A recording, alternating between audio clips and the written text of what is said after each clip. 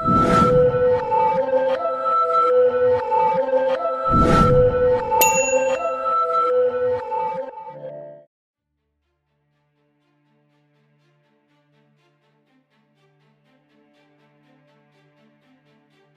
Ariel UFO incident, when aliens visited a school in Zimbabwe.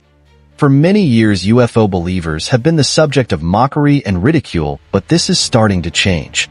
In recent years, several high-profile military leaders and politicians have come out and admitted that world powers like the US have been tracking and documenting UFO encounters for decades. Once the realm only of conspiracy theorists, we can now perhaps seriously look at famous UFO sightings from throughout history and ask the question, what really happened? Take, for example, the Ariel UFO incident outside of Ruwa, Zimbabwe. The Ariel UFO incident. The Ariel School is located in Ruwa, a small agricultural area located 22 kilometers, 13.6 miles, from the capital city of Zimbabwe, Harare. Made famous by the UFO incident, at the time Ruwa wasn't even really a town, just a local place name associated with farming. Ariel was an expensive private school. The majority of its children in attendance at the time were from wealthy, middle-class white families who lived in Harare. In the lead-up to the Ariel UFO incident, there had been a series of other UFO sightings across the south of the African continent. The Ariel UFO incident occurred on September 16, 1994. While the adult faculty were inside suffering through their morning meeting, the pupils were outside enjoying their mid-morning break. When the children returned to the classroom, they had an amazing tale ready for their teachers. And when they got home, the children then passed on their story to their parents. The next day, many of these parents went to the school themselves to find out just what on earth had actually happened the day before. Soon the story was also over the popular ZBC radio. Soon after that, foreign journalists and UFO experts began descending on the school. What did the children claim to have seen? The first reporter on the scene was the BBC's Tim Leach, who visited the school 3 days later on September 19th. He was shaken enough by what he had heard during his interviews to state, "I could handle war zones, but I could not handle this." In pics, 6 depictions of UFOs in old art. Adam's calendar. A 300,000-year-old alien site in Africa? Leach was followed by Cynthia Hind, a local UFO researcher, the following day. She interviewed the children and asked them to draw what they had seen. 2 months later, John Mack, a Harvard University professor of psychiatry, visited the school and carried out yet more interviews. The interviews made by the 3 professionals tell a startlingly similar story. 62 students said that, while playing outside, they had seen at least one UFO. They described having seen silver objects, normally described as discs, appearing in the sky. At least one of these discs supposedly floated down and landed in a field just outside the school boundary. Between 1 and 4 big-eyed creatures dressed in black then disembarked the UFO and approached the children. Some of the children admitted to running away at this point, but the older children stayed and watched the creatures approach. Here versions of the story differ. In Professor Mack's version, the aliens telepathically communicated with the children. It was claimed the aliens communicated an ecological warning to the students that humans must stop polluting the planet or the world would end. Hind later adopted Mack's claims and added them to later versions of her own interpretation. Was the Ariel UFO incident real? Of course, the question is, what did the children actually see? Ufologists have claimed that the Ariel incident is one of the most significant UFO sightings in modern history. Skeptics have taken one look at the incident and put it down to being yet another hoax. Hind believes that an important factor that lends the incident credence is that the children did not universally agree. Many of the children believed they had seen something, but did not believe the creatures to have been alien in origin. The students were from diverse backgrounds with different beliefs.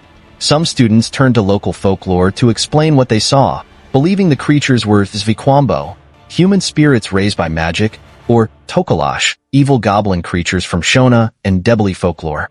Since the students reported seeing similar events but interpreted them differently, Hind came to the conclusion that the witness statements must be reliable. Furthermore, Hind felt that due to their rural upbringing, the children were likely unfamiliar with the idea of UFOs in pop culture.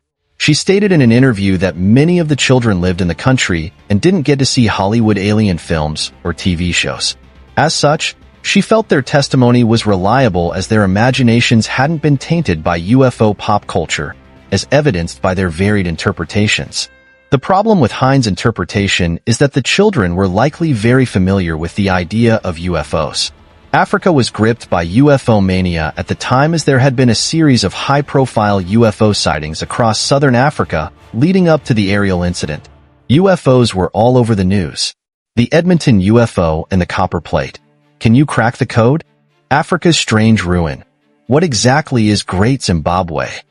The children themselves were also from wealthy families and had access to all the modern conveniences that come with wealth.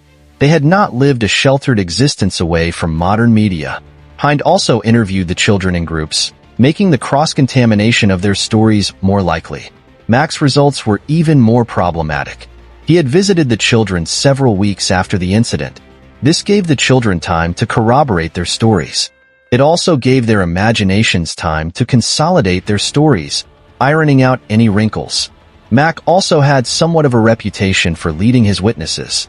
In particular, it is believed that Mac may have fed the children the idea that the creatures had communicated with them telepathically.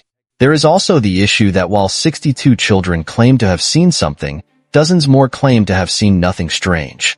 Why is it that only some of the children experienced the incident?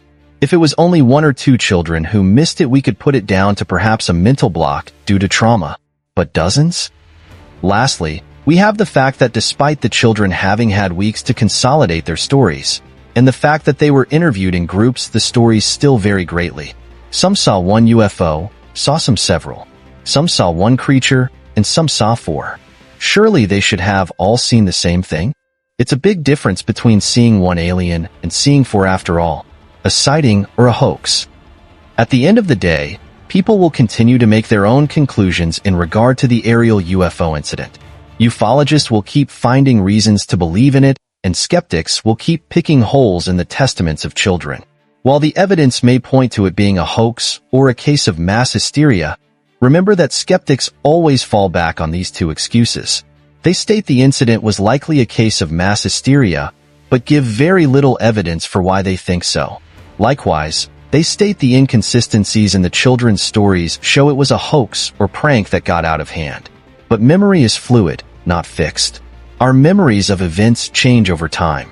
It is why finding a reliable witness to crimes is often so difficult.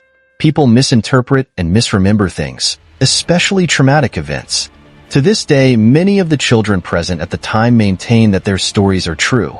They believe they saw something that day, and no amount of skepticism will change their minds. Maybe the Ariel UFO incident happened. Maybe it didn't. Whatever the case, it never hurts to keep an open mind. Who are we to call these young men and women liars? By Robbie Mitchell.